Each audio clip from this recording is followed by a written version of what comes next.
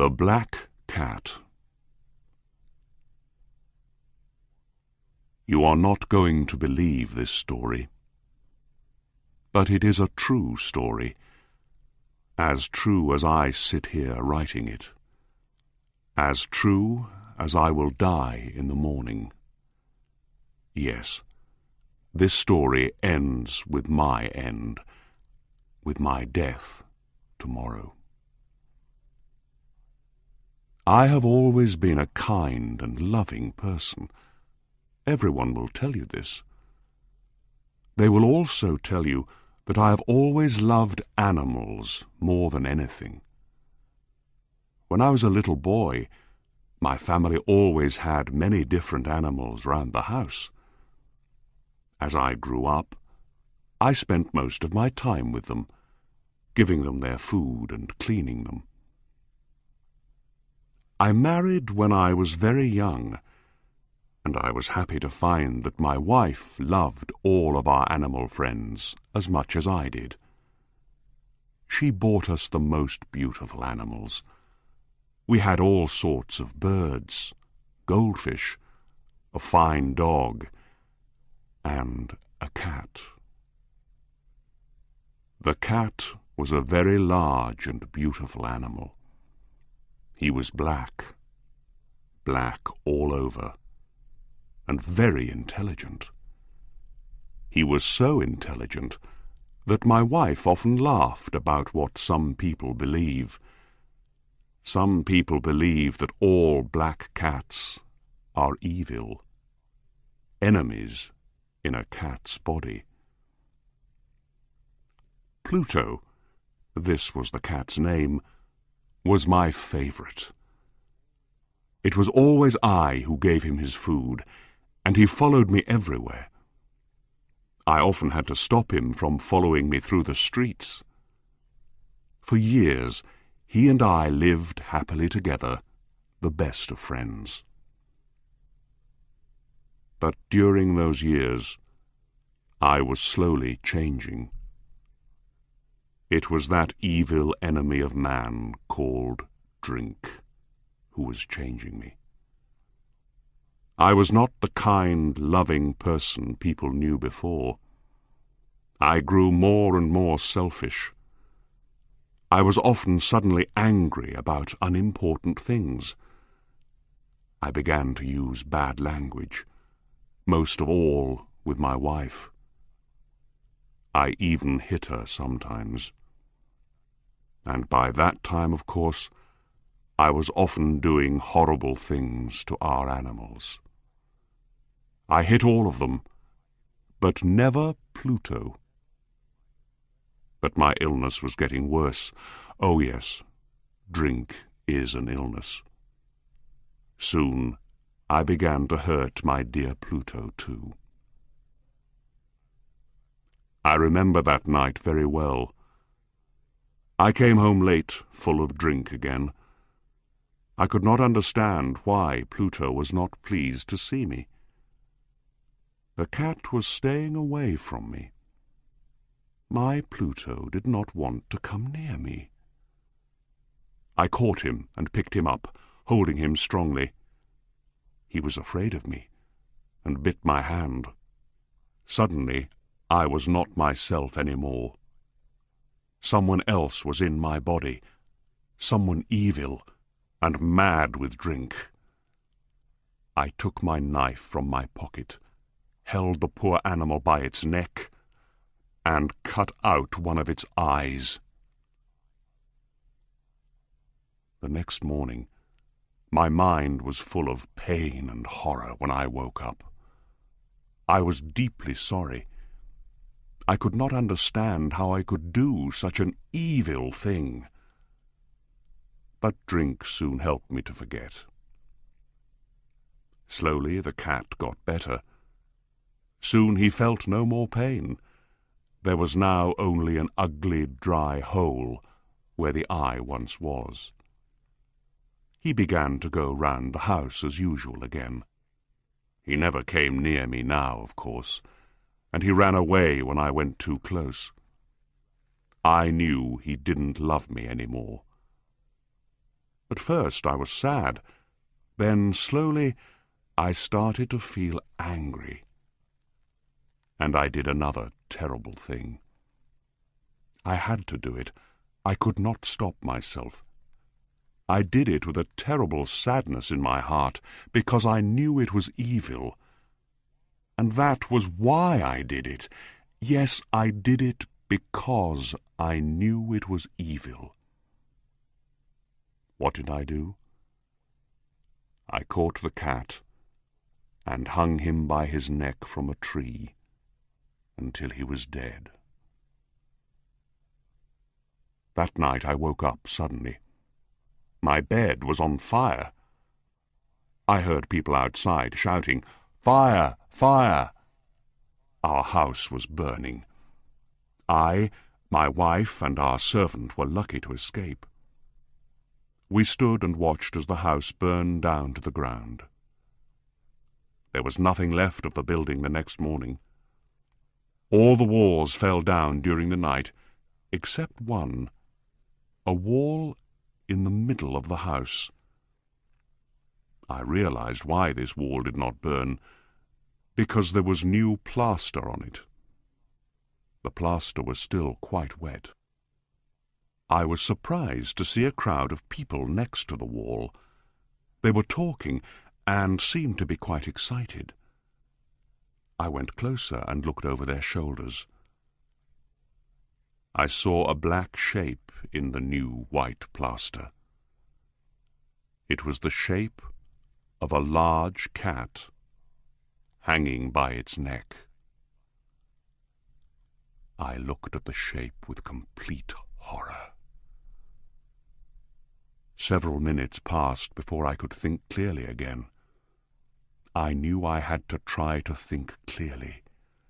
I had to know why it was there. I remembered hanging the cat in the garden of the house next door. During the fire, the garden was full of people. Probably someone cut the dead cat from the tree and threw it through the window to try and wake me. The falling walls pressed the animal's body into the fresh plaster. The cat burned completely, leaving the black shape in the new plaster. Yes, I was sure that was what happened. But I could not forget that black shape for months. I even saw it in my dreams. I began to feel sad about losing the animal, so I began to look for another one. I looked mostly in the poor parts of our town, where I went drinking. I searched for another black cat of the same size and type as Pluto. One night, as I sat in a dark and dirty drinking house, I noticed a black object on top of a cupboard near some bottles of wine. I was surprised when I saw it. I looked at those bottles a few minutes ago, I thought, and I am sure that object was not there before. I got up and went to see what it was. I put my hand up, touched it, and found that it was a black cat. A very large one, as large as Pluto. He looked like Pluto, too, in every way but one. Pluto did not have a white hair anywhere on his body. This cat had a large white shape on his front. He got up when I touched him, and pressed the side of his head against my hand several times. He liked me. This was the animal I was looking for. He continued to be very friendly, and later, when I left, he followed me into the street. He came all the way home with me. We now had another house, and came inside. He immediately jumped up onto the most comfortable chair and went to sleep. He stayed with us, of course. He loved both of us, and very soon he became my wife's favorite animal. But as the weeks passed, I began to dislike the animal more and more. I do not know why, but I hated the way he loved me. Soon I began to hate him. But I was never unkind to him. Yes, I was very careful about that. I kept away from him because I remembered what I did to my poor Pluto. I also hated the animal because he only had one eye. I noticed this the morning after he came home with me. Of course, this only made my dear wife love him more. But the more I hated the cat, the more he seemed to love me. He followed me everywhere, getting under my feet all the time. When I sat down, he always sat under my chair. Often he tried to jump up on my knees. I wanted to murder him when he did this. But I did not. I stopped myself because I remembered Pluto, but also because I was afraid of the animal. How can I explain this fear? It was not really a fear of something evil, but then how else can I possibly describe it? Slowly, this strange fear grew into horror. Yes, horror. If I tell you why, you will not believe me. You will think I am mad. Several times, my wife took the cat and showed me the white shape on his chest. She said the shape was slowly changing. For a long time I did not believe her, but slowly, after many weeks, I began to see that she was right. The shape was changing. Its sides were becoming straighter and straighter. It was beginning to look more and more like an object. After a few more weeks, I saw what the shape was. It was impossible not to see. There on his front was the shape of an object I am almost too afraid to name. It was that terrible machine of pain and death. Yes, the gallows. I no longer knew the meaning of happiness or rest. During the day, the animal never left me. At night, he woke me up nearly every hour. I remember waking from terrible dreams and feeling him sitting next to my face, his heavy body pressing down on my heart. I was now a very different man. There was not the smallest piece of good left in me. I now had only evil thoughts. The darkest and the most evil thoughts. I hated everyone and everything, my dear wife, too. One day she came down into the cellar with me to cut some wood. We were now too poor to have a servant. Of course, the cat followed me down the stairs and nearly made me fall. This made me so angry that I took the axe and tried to cut the animal in two. But as I brought the axe down, my wife stopped my arm with her hand. This made me even more angry, and I pulled her hand away from my wrist, lifted the tool again, brought it down hard, and buried it in the top of her head. I had to hide the body. I knew I could not take it out of the house. The neighbors noticed everything. I thought of cutting it into pieces and burning it. I thought of burying it in the floor of the cellar. I thought of throwing it into the river at the end of the garden. I thought of putting it into a wooden box and taking it out of the house that way. In the end, I decided to hide the body in one of the walls of the cellar. It was quite an old building near the river, so the walls of the cellar were quite wet and the plaster was soft. There was new plaster on one of the walls, and I knew that underneath it The wall was not very strong. I also knew that this wall was very thick. I could hide the body in the middle of it. It was not difficult. I took off some plaster, took out a few stones, and made a hole in the earth that filled the middle of the wall.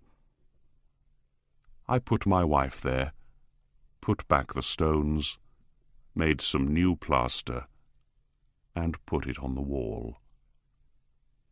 Then I cleaned the floor and looked carefully round. Everything looked just as it did before. Nobody would ever know. Next, I went upstairs to kill the cat. The animal was bringing me bad luck. I had to kill it. I searched everywhere, but I could not find him. I was sure it was because of my wife's murder. He was too clever to come near me now. I waited all evening, but I did not see the evil animal. He did not come back during the night either. And so for the first time in a long time I slept well. When I woke up the next morning, I was surprised to see that the cat still was not there. 2, 3 days passed, and there was still no cat. I cannot tell you how happy I began to feel. I felt so much better without the cat. Yes, it was he who brought me all my unhappiness. And now, without him, I began to feel like a free man again. It was wonderful. No more cat. Never again. Several people came and asked about my wife, but I answered their questions easily. Then, on the 4th day, the police came. I was not worried when they searched the house. They asked me to come with them as they searched. They looked everywhere, several times. Then they went down into the cellar. I went down with them, of course. I was not a bit afraid. I walked calmly up and down, watching them search. They found nothing, of course, and soon they were ready to go. I was so happy that I could not stop talking as they went up the stairs. I did not really know what I was saying. "Good day to you all, dear sirs," I said. "Yes, this is a well-built old house, isn't it? Yes, a very well-built old house. These walls— Are you going, gentlemen? These walls are strong, aren't they?" I knocked hard on the part of the wall where my wife was. A voice came from inside the wall in answer to my knock. It was a cry, like a child's.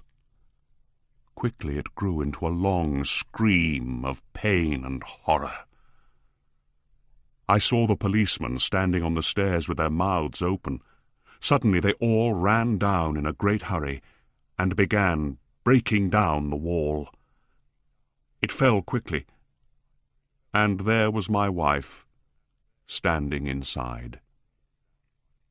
There she was, with dried blood all over her head, looking at them. And there was the cat, standing on her head, his red mouth wide open in a scream, and his one gold eye shining like fire. The clever animal. My wife was dead because of him, and now his evil voice was sending me to the gallows.